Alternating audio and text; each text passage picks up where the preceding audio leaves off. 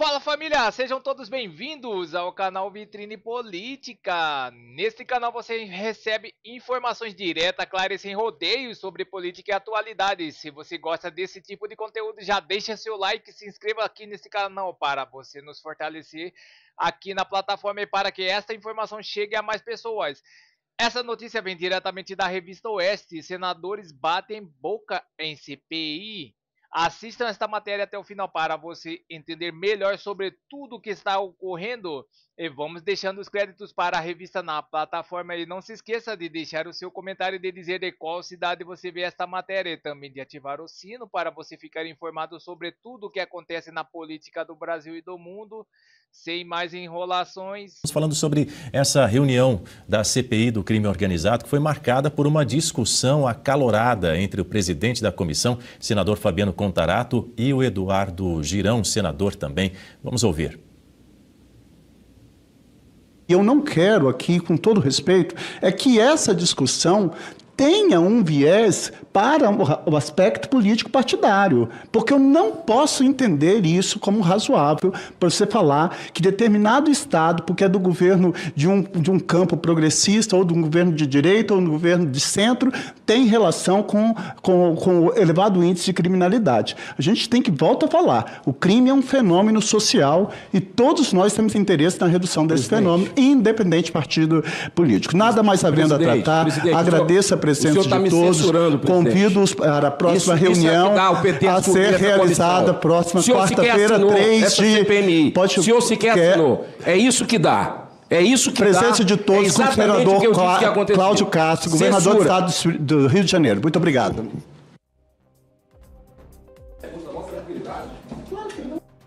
Esse embate ocorreu depois de Girão questionar a relação entre a criminalidade em estados governados pelo PT, como Bahia e Ceará, e políticas governamentais, citando dados justamente do Fórum Brasileiro de Segurança Pública. Contarato criticou a tentativa de polarização política, afirmando que a CPI não deve ser usada para associar criminalidade a governos específicos e que o debate deve ser técnico. Girão, por sua vez, acusou Contarato de censura, como nós ouvimos aí há pouco, e de levar as questões para o lado partidário. Que momento foi esse em Berenice Leite, em Brasília? Clima muito tenso numa CPI de fundamental importância para toda a população. Olha, Daniel, eu confesso que no início não estava ali muito crente de que essa CPI traria resultados, mas só de ver essa exposição do senador Fabiano Contarato, eu já estou feliz. Porque o que aconteceu aí? Nós tivemos um momento em que o senador Eduardo Girão trouxe números e os números não mentem. Ele estava mostrando os estados em que tivemos índices muito altos de criminalidade nesses últimos anos, justamente sob a batuta do governo Lula, que fez o quê? Que desarmou a população mais uma vez. E foram justamente esses mesmos números que o presidente Lula trouxe para argumentar logo que entrou em 2023, no seu terceiro mandato, dizendo que o desarmamento ia favorecer, né, que a maioria dos crimes era causado justamente porque tínhamos uma população despreparada, sabendo que, na gestão anterior, no governo Bolsonaro, ele simplesmente possibilitou o cidadão que se qualificasse ali, que fizesse um curso para ter aptidão de ter uma arma para se defender, que tivesse esse direito. E agora, o que aconteceu de 2023 para cá? O governo Lula pegou muito nos dados do feminicídio. E é só vocês consultarem aí nos dados do Ministério da Segurança Pública. Ainda está lá, consultem porque ainda está lá, né? O número de feminicídios aumentou nesses últimos anos, justamente durante o governo Lula. E sabe o que é isso? Isso é um reflexo de políticas públicas ineficientes, que prejudicam a sociedade brasileira. E aí, quando o senador Girão traz esses números, o presidente da CPI, que é do PT, que não assinou para haver esse tipo de investigação e está lá no comando do colegiado, vem trazer essa justificativa de isso é polarização. E que agora os altos índices que nós estamos vendo aí, que tem aumentado de feminicídio, de homicídio, de latrocínio, que é o roubo seguido de morte, para ele agora não é a culpa dos cidadãos terem arma em casa. Não, é um fenômeno social. Anotei até aqui para não esquecer. Que palavra bonita, né? É um fenômeno social. Então, por que quando se tratava do governo anterior, da gestão de Jair Bolsonaro, eles ficaram colocando a culpa nas casas de tiro, né? Nos CACs, que tinham ali autorização para ter uma arma? Aí não era fenômeno social. Então, assim, muito bom. Estou começando a gostar dessa CPI, Daniel. Está escancarando quem é quem e quem é o senador que está trabalhando a favor da sociedade ou a favor de blindar criminosos.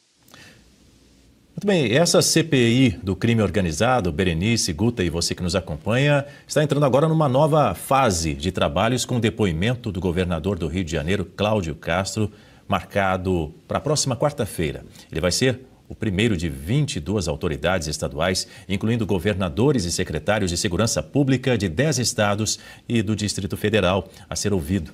O objetivo da comissão é traçar um panorama nacional sobre o avanço de facções criminosas e a atuação policial. A expectativa é que Castro detalhe a situação do Rio de Janeiro, apresentando dados e demandas para o enfrentamento do crime organizado. A CPI também aprovou 38 requerimentos, incluindo convocações e convites para depoimentos e debates. Entre os convocados estão o ex-deputado estadual TH Joias, indiciado por crimes ligados a facções, e Conrado Leister, diretor-geral da Meta no Brasil, para esclarecer o uso das plataformas digitais para atividades criminosas e financiamento do crime organizado. As datas dos depoimentos ainda serão agendadas. Também nesta CPI foi discutida a criação de um fundo para combater o crime, proposto pelo relator senador Alessandro Vieira. Esse fundo seria financiado por contribuições sobre as apostas esportivas, as chamadas bets. Especialistas presentes defenderam o perdimento antecipado de bens como estratégia para enfraquecer facções criminosas. A CPI também abordou a formação de redes criminosas por meio de alianças entre grupos e o uso central de celulares para a articulação de crimes dentro e fora dos presídios, destacando a necessidade de medidas para coibir essa prática. Bom, esse é um assunto que a gente vai acompanhar muito ao longo das próximas semanas também, né, Berenice e Guta? Começando por você, Berenice Leite. Você disse há pouco que é um tema, uma CPI que inicialmente você, vamos dizer, entre aspas, não botava lá muita fé, mas tem demonstrado algum avanço.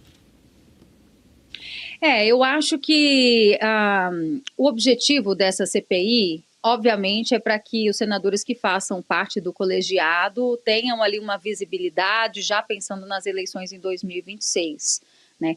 E vejo com preocupação essa convocação aí do governador Cláudio Castro.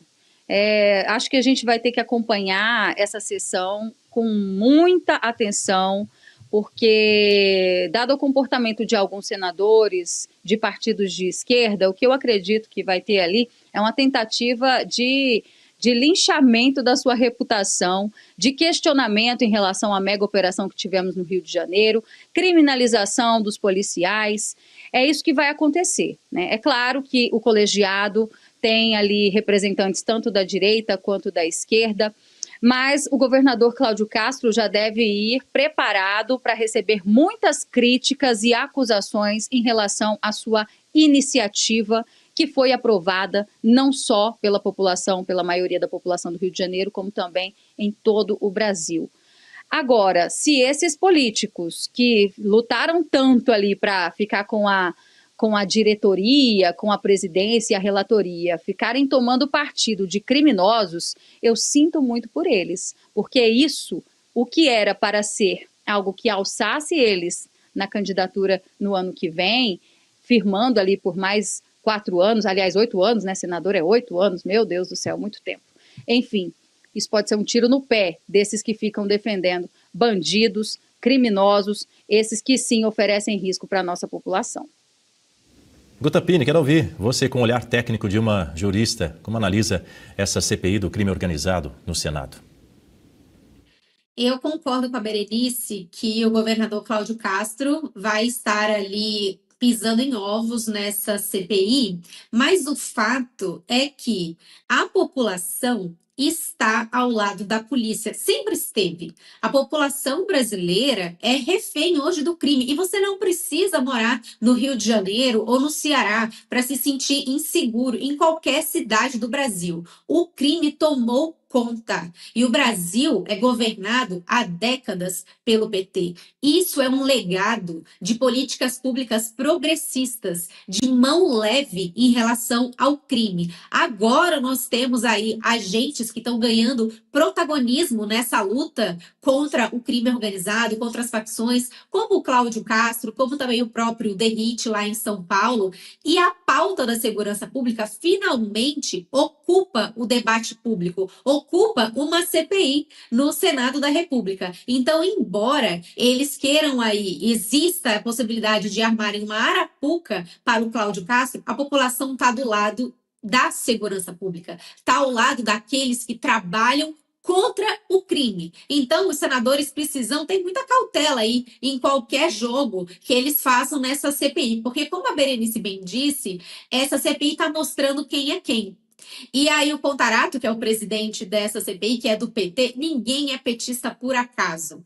Então, mostra esse viés autoritário, ele caçando a palavra ali do senador Eduardo Girão, naquele momento que nós exibimos, e daqui a pouco já se levantando da cadeira, que é para deixar bem claro que não haveria mais possibilidade de diálogo. Então, esse autoritarismo, essa tendência à censura é algo muito característico dos partidos de esquerda, dos progressistas. E não só isso, quando ele fala que a violência é uma questão social, isso aí já mostra como é que a esquerda lida com o crime. É um problema social, temos que ver, são as vítimas da sociedade. É esse discurso que está aí, que embasa essas políticas públicas da esquerda. Quando o senador fala isso, fala que é uma questão social, é isso que ele está dizendo, que são vítimas da sociedade, que precisamos olhar para esse criminoso.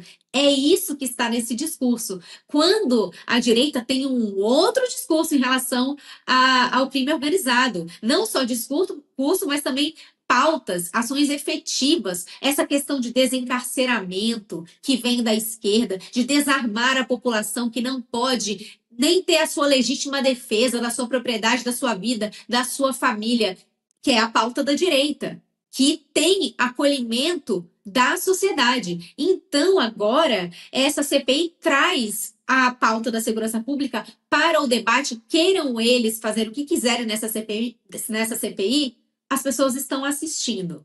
E aí vamos ver o resultado, porque no fim das contas, uma CPI, embora seja uma comissão de inquérito, ela não tem o objetivo de prender ninguém. Embora aconteçam as prisões em flagrante, os pedidos de prisão preventiva, isso não é algo que a CPI está vocacionada para isso. O resultado de uma CPI, na verdade, é um relatório.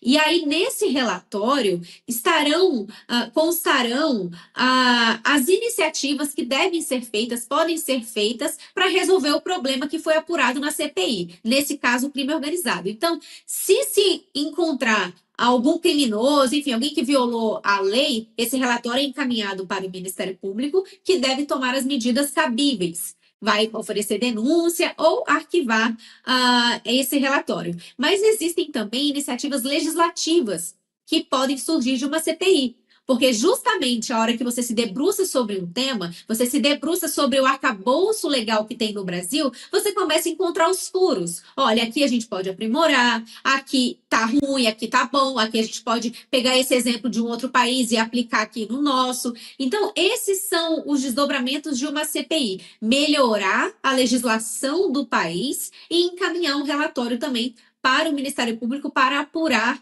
as condutas ali investigadas. No caso dessa CPI em especial, eu acredito que essa primeira opção, a primeira alternativa é a que vai se predominar. que é a de encontrar melhorias no arcabouço legislativo. Inclusive, o senador Alessandro Vieira já está aí com a proposta de criar um fundo para a segurança pública. E claro que todo financiamento da segurança pública nós vemos como uma medida positiva, porque é ali que tem que ter investimento mesmo. Mas eu fico com receio quando esse investimento vem da criação de novos impostos. Então vamos para o site Poder 360 com mais notícias. Moraes vota para condenar 5 ex-PM do Distrito Federal por omissão no 8 de janeiro. Ministro absolveu os oficiais Flávio Silvestre e Rafael Pereira por falhas na reação aos autos extremistas em 2023. O ministro Alexandre de Moraes abriu voto nesta sexta-feira pela condenação de 5 ex-integrantes da cúpula da Polícia Militar do Distrito Federal, acusados de omissão nos atos extremistas de 8 de janeiro de 2023. Absolveu, porém, o Major Flávio Silvestre de Alencar e o Tenente Rafael Pereira Martins. O julgamento se dá no plenário virtual da primeira turma do STF e está previsto para terminar em 5 de dezembro. Os réus são apontados pela PGR como responsáveis por falhas deliberadas no planejamento e na resposta policial às invasões e depredações das sedes dos 3 poderes em Brasília. Segundo a acusação, a omissão dos comandantes permitiu a escalada da violência. Então é isso, pessoal. Essas são as notícias que estão circulando nas mídias da internet. Obrigado pela sua audiência e não se esqueça de deixar o seu like e clicar no sino para você ficar informado sobre tudo que acontece na política do Brasil. Agradeço a todos pela audiência.